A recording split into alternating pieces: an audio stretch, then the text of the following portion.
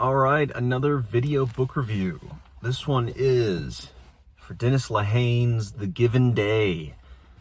A kind of different book than I usually read.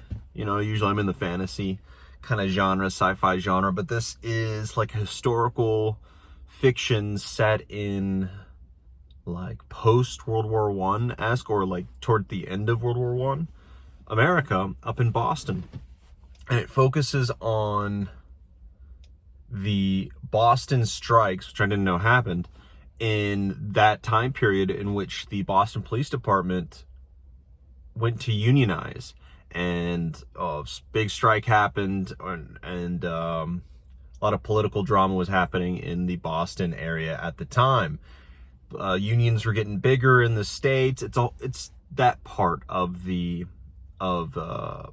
our country's history, specifically that area. And Dennis Lehane really focuses on the Boston area. I've only read 2 books by him, and I understand that he spends a lot of time in Boston, and that's cool. That can be cool for a lot of people.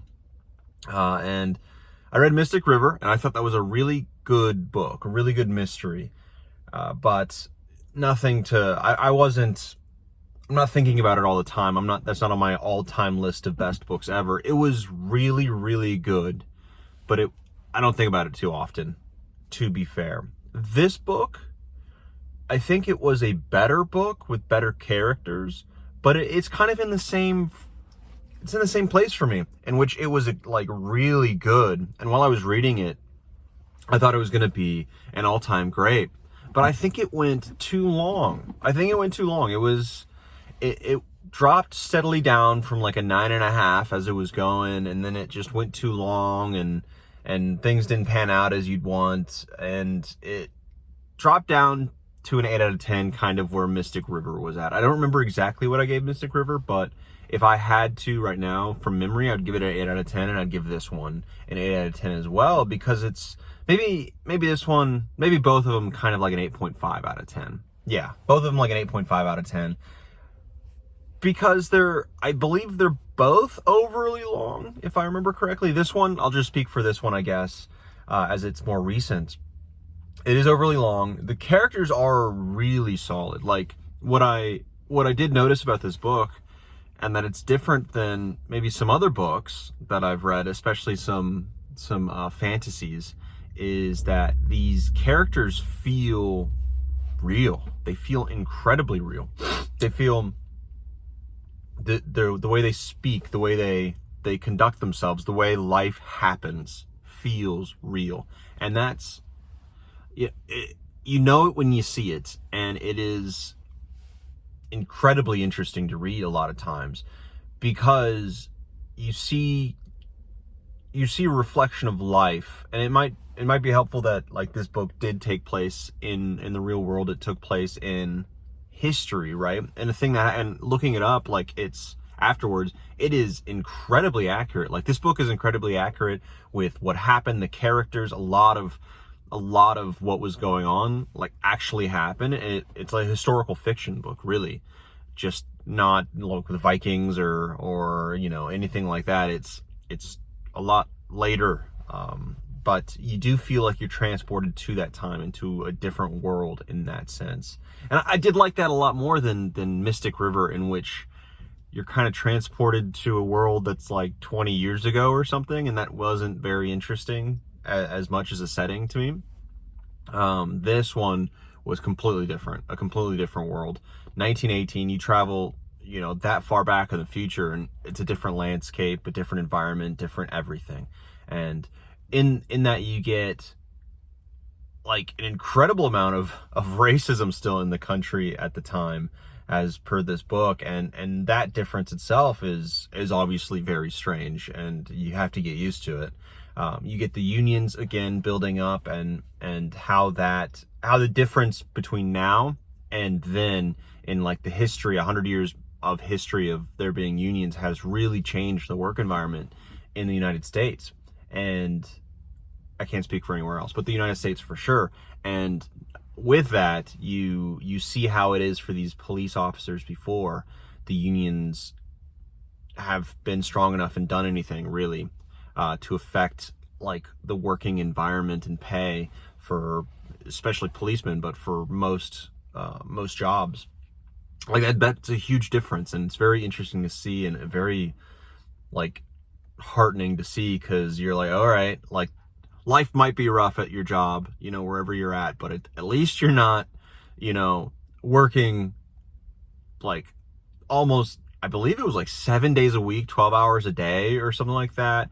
You can't go anywhere, like you can't live far enough away from the police station because you're always really on call and have to be there most of the time. You're living in unsanitary conditions. There's rats, you're like sharing beds and they're not hygienic at all. Like, it's bad. You're having to pay for your own uniforms, your health bills are not covered, even though you're in the line of duty. Like, that's bad stuff. And you really feel for the police officer and you feel for their righteous cause, right?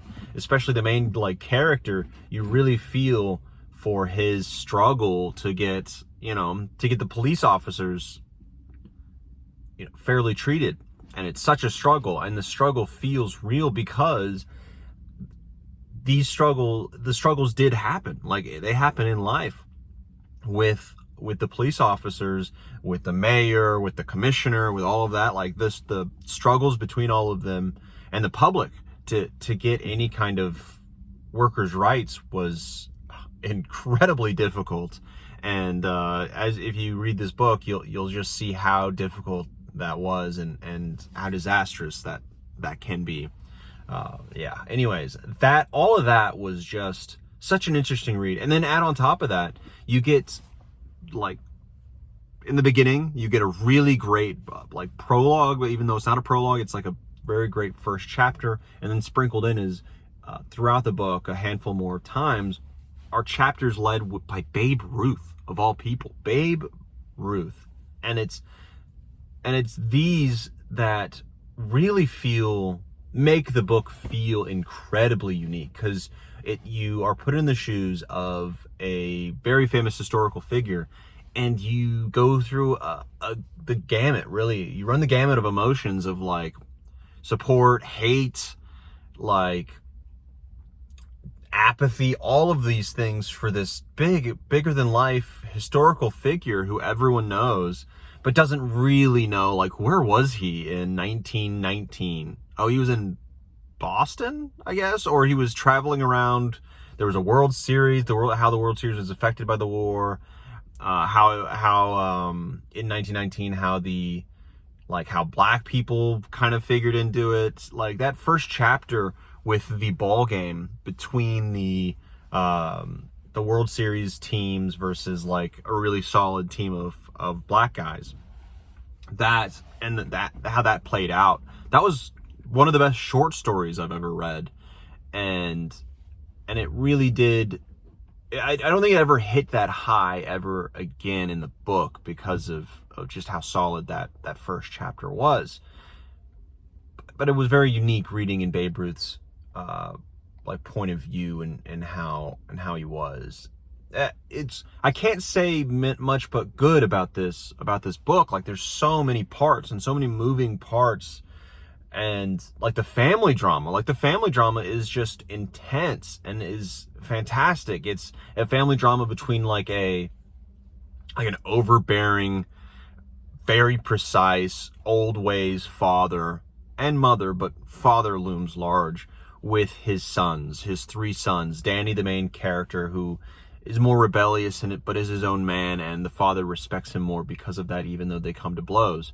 Then the second son, I think it's Connor, who is, he's more living up to what his father wants, but he's also less respectable in a lot of ways because of it, and he is a worse man in a lot of ways because of his prejudices.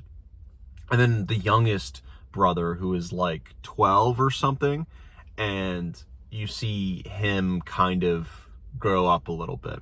There's a love story in there with like a family maid-esque thing. There's like terrorists, anarchist, communist terrorists, you know. There's a lot of moving plates, a lot of really good irons thrown in that fire. But at the end, it kind of just peters out into a overly long ending. And I felt like it overstayed its welcome, the book. And I just wanted it. I think at the 80% mark, I was like, I want this to be like wrapped up. I want this to be wrapped up. There were too many things being juggled that needed to be like finished, needed to be completed in a satisfying way. But I kind of checked out a little bit, not completely, but I checked out a little bit on some of those storylines that still needed to be finished. And I really just wanted this final thing to be done. But overall, I don't regret reading it. It was a really good book. Better than average. Dennis Lehane is a great writer. I'm not like, there are moments where I'm blown away by the prose. Actually, thinking about it, I have highlighted a lot of it. So his prose is great. It's not like eloquent, but there's a lot of impactful ways that he crafts a sentence that makes you think, oh, okay, that's how, like, the descriptions that specifically the descriptions that he has for characters, like his introductions for characters, and then just how he describes them, you know, as they're growing, or let's say falling down character-wise. Just their descriptions are so clear, they make you sit back and think, oh, that description of this person here, I know someone, or I've met someone who, or someone else from a different book who matches that description perfectly, and this is a better way of describing that or that person than anything you could do. Like, that is the perfect description, and it's, you know, it really makes you sit back and think. And that happens a lot in these books by Dennis Lehane, but this one definitely. So I would give that, just because it went overly long, it's not on my top list, but it is an 8.5, higher than average, a really, really solid read that just goes a little bit over long. That's it. But Dennis Lehane, I might read more later in his works, but this is supposedly his best, as per John Red Fury Books. John from Red Fury Books, he absolutely loves this book. He's read all of his works, and this one a little bit better than Mystic River, but nothing that I need to go out and read as an author. I need to read more of them, you know? But anyways, that is the book review. And it's time to go to work. On to the next book.